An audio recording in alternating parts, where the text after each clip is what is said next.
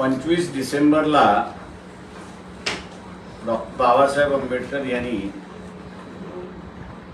मनुस्मृतीचं असणारं दहन केलं होतं आणि विषमतावादी व्यवस्था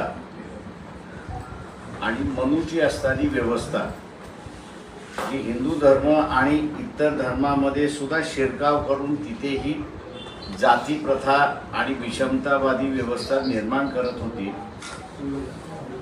त्याचा बदल झाला पाहिजे म्हणून असणारा त्या व्यवस्थेचा त्यांनी अंत केला आणि संविधानामार्फत एक नवीन सामाजिक व्यवस्था या देशातल्या संतांच्या म्हणजे चार्वाकापासून बुद्धापर्यंत, महावीरापर्यंत, त्याच्यानंतर गुरु नानक, कबीर, रविदास, एकनाथ, जनाबाई, तुकाराम आणि नामदेव संत यांच्यापर्यंत जी समतावादी व्यवस्था होती, व्यक्तिवादी व्यवस्था होती, त्याच्या आधारित असणारा राज्यघटना ही स्थापन केली आणि ह्या नव्या व्यवस्थेचा पुरस्कार झाला पाहिजे असा मी त्या ठिकाणी मानतोय.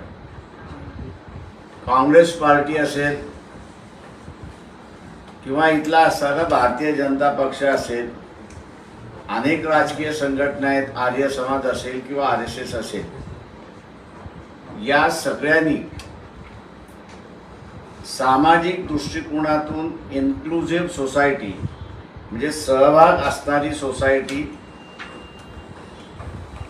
निर्माण करण्याची जबाबदारी जी घटनेने दिली होती किंवा इथल्या राज्यव्यवस्थेने स्वतःवरती घेतली होती, ती व्यवस्था आजपर्यंत निर्माण करू शकले नाही. काही जण भारत जोडो यात्रा असं काढतात आणि काही जण इथे असताना अँटी मुस्लिम स्टँड घेऊन त्या ठिकाणी एकत्र येण्याचा प्रयत्न करतात. पण या दोन्ही याच्यामध्ये कोणाला नाही कोणाला तरी वगळल्या जाते. दलितांना तरी वगळल्या जाते, आदिवासींना तरी वगळल्या जाते, OBCना वगळल्या जाते किंवा धार्मिक वेगवेगळे आहेत, ख्रिश्चन आहेत, त्याच्यानंतर मुस्लिम आहेत, यांना वगळल्या जाते अशी असणारी परिस्थिती आहे. त्याच्यामुळे सामाजिक दृष्टिकोनातून इन्क्लुझिव्ह सोसायटी आणि त्याच्याच बरोबर एक देशाच्या पातळीवरती असणारा इन्क्लुझिव्हनेस हा जो निर्माण केला पाहिजे, तो निर्माण होताना या ठिकाणी दिसत नाही. तर उलट द्वेष भावना आणि त्याच्याच बरोबर जातीमध्ये विभक्तपणा पुन्हा कसा येईल याच दृष्टीने प्रयत्न त्या ठिकाणी केला जातोय. या सगळ्या संकल्पनेच्या विरोधात असणारं वंचित बहुजन आघाडीने नागपूरला कस्तुरजन पार्कवरती जाहीर स्त्री मुक्ती दिन साजरा हा आम्ही त्या ठिकाणी परिषद म्हणून करणार आहोत. आणि इन्क्लुझिव्ह सोसायटी काय काय असणार, सामाजिक पातळीवरती आणि राष्ट्रीय पातळीवरती सुद्धा याचा एक आराखडा आम्ही त्या ठिकाणी मांडणार आहोत. या नागपूरची जी आमची टीम आहे ती सगळी कामाला लागलेली आहे. एका बाजूने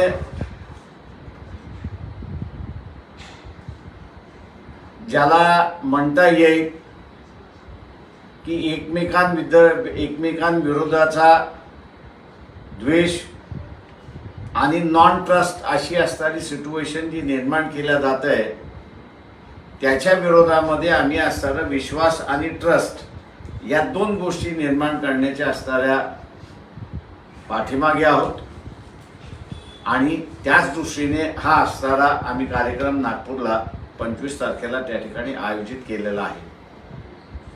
आम्ही सर्व जनतेला असणारा अपील करतोय की त्यांनी 25च्या परिषदेला मोठ्या प्रमाणात त्या ठिकाणी हजर राहून आपली उपस्थिती दाखवा.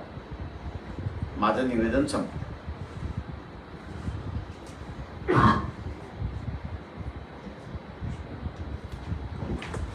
सर, अधिवेशनचा शेवटचा दिवस आहे, आरक्षणाचे मुद्दे गाजतात आहे. मराठा आरक्षणाबद्दल काही ठोस घडलेलं दिसत नाही आहे. पुन्हा एक विशेष अधिवेशन घेणार अशा पद्धतीची माहिती मिळते.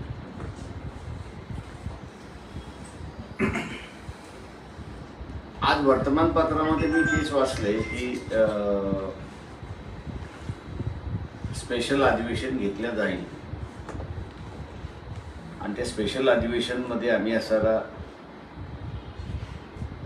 मराठा समाजाच्या संदर्भात आरक्षणाचा विषय मांडू असं म्हटलेलं आहे. मी मागेही म्हटलं होतं, शासनाने खरेपणाने सांगितलं तर मला वाटतं लोक ऐकतील. खोटेपणा हा जर सरकारचा चालत राहिला तर कुठेतरी उद्रेक होण्याची शक्यता आहे. याचा शासनाने गंभीर विचार करावा एवढंच फक्त आमचं म्हणणं आहे. तुम्ही मागे असं म्हणाल की आरक्षणा मराठा विरुद्ध ओबीसी, धनगर विरुद्ध आदिवासी अशा पद्धतीचा संघर्ष पाहायला मिळतो. त्यावरती आपल्याकडे कायदेशीर काहीतरी उपाययोजना पण आपण सांगणार आहे काय? ते मी कायदेशीर असं नाही, मी असं म्हणालो होतो की मराठा समाजाचं आरक्षण कशा पद्धतीने देता येईल याचा एक फॉर्म्युला आहे की जो आम्ही सत्तेवरती आलो तर आम्ही मांडू असं त्या ठिकाणी म्हटलेलं आहे. आत्ता हे जे जातीमधला असणारा संघर्ष जो लावण्याचा प्रकार चाललेला आहे, आम्ही तिथेच म्हणतोय की तुम्ही एक्सक्लुझिव्हनेस समाजामधलं जे आहे ते वाढवत त्या ठिकाणी जात आहे आणि त्याच्यामुळे विश्वास हा कमी होत चाललाय अशी परिस्थिती आहे. हा विश्वास एकदा तुटत गेला तर मग पुढे काय हा सगळ्यात महत्त्वाचा आहे. अरागच एवढंच फक्त त्या ठिकाणी राहतं आणि म्हणून आम्ही म्हटलंय की ही परिषद आमची पूर्णपणे जी आहे ती विभक्तपणाच्या ऐवजी एकत्रित आपण कसं राहिलं पाहिजे, एकत्रित कसं आपण हे केलं पाहिजे या दृष्टीने आम्ही असताना ही परिषद त्या ठिकाणी घेतो. सर, काल इंडिया अलायन्सची बैठक जी आहे ती पुन्हा दिल्लीत पार पडली आणि पुन्हा एकदा वंचित बहुजन आघाडीची चर्चा जी आहे ती समोर आलेली. काय क्लिअरिफिकेशन झाले आहेत का आता सगळ्या गोष्टी तुम्ही सामील होणार आहात? तुम्ही ठाकरे गटासोबत आहात पण तुम्ही ओव्हरऑल इंडिया आघाडीसोबत जाणार आहात? आमचे वकील जे आहेत शिवसेना हे स्ट्रॉंग आहे किंवा ते आमची बाजू तिथे लढवतात आहे आणि काल रात्रीच त्यांचा मेसेज आला होता की आपल्याला बसून काही गोष्टी ठरवाव्या लागतील. त्याच्यामुळे आमचा वकील जे करेल ते आम्हाला मान्य आहे ना.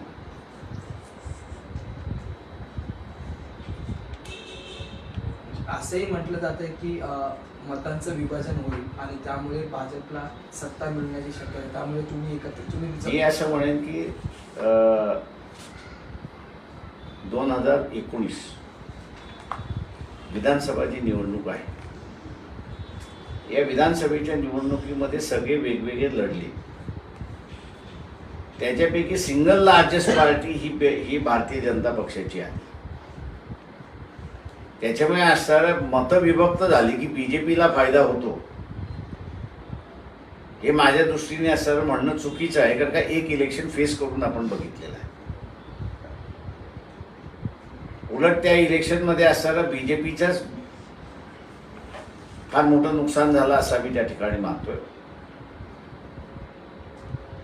त्याच्यामुळे आपल्यासमोर ते असणारं एक उदाहरण असताना विभक्त लढणं म्हणजे बीजेपीला मदत करणं किंवा एकत्र लढणं म्हणजे बीजेपीला हरवणं ही जी थिअरी आहे ही थिअरी काही टिकत नाही असं मला वाटतं त्या ठिकाणी. सर, संसदेत खासदारांचं निलंबन 140च्या वरती आकडा गेला. खासदारांचं थेट निलंबन जे ते करण्यात आलेलं. प्रसंग घडला, आतमध्ये आंदोलन करण्याचा प्रयत्न झाला पण खासदारांचं निलंबन यावरून करण्यात येते. मुळात माझं म्हणणं असं आहे की खासदारांना अधिकार आहे की ज्या सभागृहात ते बसतात त्या सभागृहामध्ये घुसखोर कसे आले हे माहिती देण्याचा असणारा अधिकार आहे. मी आज जे काही सकाळी असणारं ऐकलेलं आहे त्यावरनं असणारं गृहमंत्री स्टेटमेंट देत नाहीत याचं कारण की सिक्युरिटी ही लोकसभेच्या अंतर आहे. मी असं म्हणेन की 1996 पर्यंत हे स्टेटमेंट बरोबर होतं. की पार्लमेंटची सिक्युरिटी ही लोकसभेची स्पीकर यांची होती. याचं कारण की त्यावेळेस वॉच अँड वॉर्ड नावाचं असणारं एक डिपार्टमेंट होतं की जे डिपार्टमेंट पार्लमेंटची सिक्युरिटी त्या ठिकाणी बघत असे आणि हा सगळा स्टाफ लोकसभा स्पीकरच्या अंडर असायचा अशी परिस्थिती आहे. 1996 मध्ये ह्या सगळ्यांनी निर्णय असा केला की वॉच अँड वॉर्ड या स्टाफ बरोबरच त्यांचे अधिकार कमी केले आणि दिल्ली पोलीस यांचा स्टाफ त्या ठिकाणी वाढवलाय अशी असणारी परिस्थिती आहे. जेव्हा तुम्ही दिल्लीचा स्टाफ आणलेला आहे तेव्हा दिल्ली पोलीस ही स्पीकरच्या अखत्यारीत नाही. दिल्ली पोलीस ही गृहमंत्र्याच्या हाताखाली आहे. त्याच्यामुळे अधिकृतरित्याने स्टेटमेंट जर कोणी केलं पाहिजे तर स्पीकरनी नाही, तर ते असणारं स्टेटमेंट गृहमंत्र्याने आणि पंतप्रधानाने त्या ठिकाणी केलं पाहिजे. त्याच्यामुळे सभागृहातल्या सदस्यांचा जो आग्रह आहे की कसं घडलं, का घडलं, याची माहिती सभागृहाला गृहमंत्र्याने किंवा पंतप्रधानाने द्यावी ही त्यांची मागणी रास्त आहे. कारण का पार्लमेंटची सिक्युरिटी ही दिल्ली पोलिसाकडे हँडओव्हर करण्यात आलेली आहे आणि दिल्ली पोलीस हे प्राईम मिनिस्टर आणि होम मिनिस्टरच्या अंडर खाली आहे अशी परिस्थिती आहे. उपराष्ट्रपतींच्या मिमिक्रीचा मुद्दा तोही पुढे केला जातो. माझ्या अंदाजानं टिट फॉर टॅट हे होणारच. त्याच्यामुळे तुम्ही असणाऱ्या संविधानिक परिस्थितीवर पदावरती बसल्यानंतर जी गरिमा तुम्ही दाखवली पाहिजे, तुम्ही जर दाखवणार नसाल तर तुमची मिमिक्री केल्यात जाणार, याच्याबद्दल हे नाही. मी आता व्हाईस प्रेसिडेंट झालोय म्हणून मला कशाही पद्धतीने वागण्याचा अधिकार आहे, हे चूक आहे. ॲज अ व्हाईस प्रेसिडेंट त्याची जबाबदारी मोठी होते की त्यांनी प्राईम मिनिस्टरला आणि होम मिनिस्टरला डायरेक्ट केलं पाहिजे की काय वस्तुस्थिती आहे ती सभागृहाला आणून सांगा. स्वतःची जबाबदारी आपण टाळणार आणि स्वतःची जबाबदारी टाळल्यानंतर ज्या सभागृहातल्या लोकांचं आयुष्य धोक्यामध्ये घालवलं तुम्ही, त्यांनी एका आंदोलनामार्फत तुमची असणारी मिमिक्री केली तर त्याला तुम्ही असं म्हणणार की संविधानिक पदावरती बसणाऱ्या माणसाची बदनामी केली आहे. तुमची जबाबदारी का नाही पार पाडली हे पहिल्यांदा सांगा ना. हे पॉवर्स व्हाईस प्रेसिडेंट आहे, व्हाईस प्रेसिडेंट आणि चेअरमन जे दोन्ही पदं असताना तुम्ही तुमचे पॉवर जर एक्सरसाइज करणार नसाल तर तुमची मिमिक्री होणारच आहे पब्लिकली.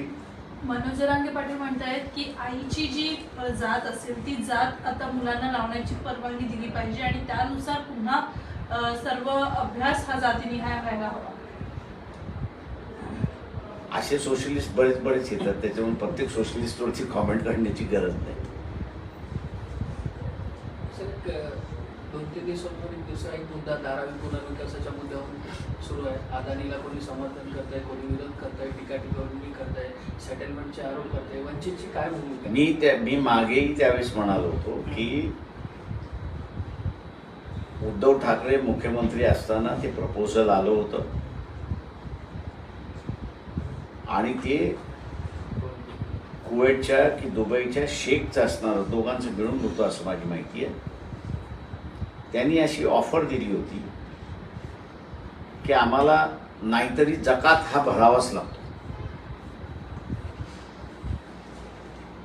त्या जकाताच्या निमित्ताने जमा झालेली जी अमाऊंट आहे, काहीतरी 12,000 कोटीची असणारी ती अमाऊंट आहे, ती अमाऊंट आम्ही असणारं महाराष्ट्र शासनाला देतो.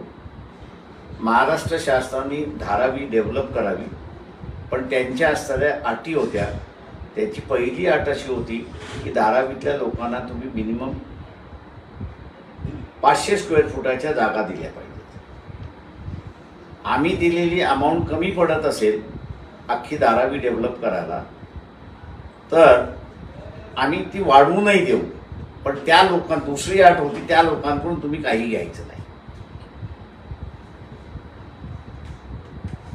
त्याच्यामुळे असणाऱ्या ती स्कीम उद्धव ठाकरेच्या सरकारने सुद्धा स्वीकारली नाही आणि ती स्कीम या सरकारने सुद्धा स्वीकारलेली नाही. त्याच्यामुळे इथे इंटरेस्ट हा जो आहे हा सगळ्यांचाच मला दिसतोय. त्या धारावीच्या लोकांचाच फक्त इंटरेस्ट कोणाचा केंद्रबिंदू नाही एवढंच फक्त म्हणू शकतो. आणखी एक माहिती अशी समोर येते की म्हणजे वर्तमानपत्रांमध्ये की तुम्ही लोकसभेचा फॉर्म्युला ठरवला, लोकसभेसाठी अजेंडा 30 जागा लढवणार आहात. तर 30 जागा मी जळगावच्या सभेमध्ये असं म्हणालो होतो की मिनिमम 30 जागेवरती बीजेपी निवडून येऊ नये असं आपण प्लॅनिंग केलं पाहिजे.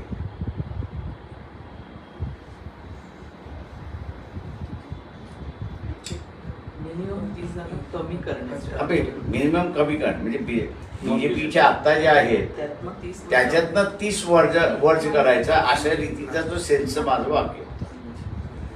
सर एक शेवटचा प्रश्न होता की धारावीचं पुनर्विकासासाठी अनेक लोक जे आहेत ते पुढे येतात, शेवटी आनंदने एक प्रकल्प मिळाले. पण सगळ्यात महत्त्वाचा मुद्दा आहे की तिथे राहणाऱ्या लोकांच्या उद्योगधंद्यांवर अद्यापही कोणी बोललं नाही जाते. ते म्हणतात की आम्ही रहिवाशांना चांगली व्यवस्था करून देतो राहण्याची, पण त्यांच्या घरात जे चालू असलेले लघु उद्योग आहे त्यावर एकही नेता ते म्हणूनच मी म्हणालो ना की त्यांनी तो जो प्लॅन असा आला होता की मी एकालाही डिस्प्लेस करणार नाही. म्हणजे तो त्याचा व्यापार करत असेल किंवा मॅन्युफॅक्चरिंग करत असेल किंवा तो राहत असेल त्या सगळ्यांना तुम्ही रिहॅबिलेट करा अशा रीतीचं असणारं आहे.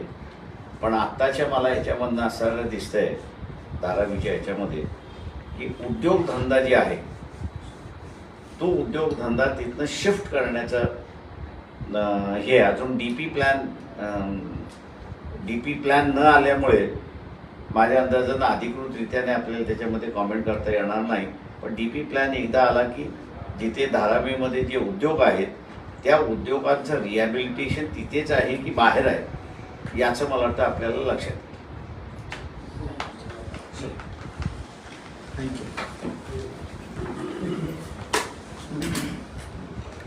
अशाच नवनवीन राजकीय घडामोडी जाणून घेण्याकरता आपल्या चॅनलला सबस्क्राईब करा आणि इन्स्टा फेसबुकला फॉलो करायला विसरू नका.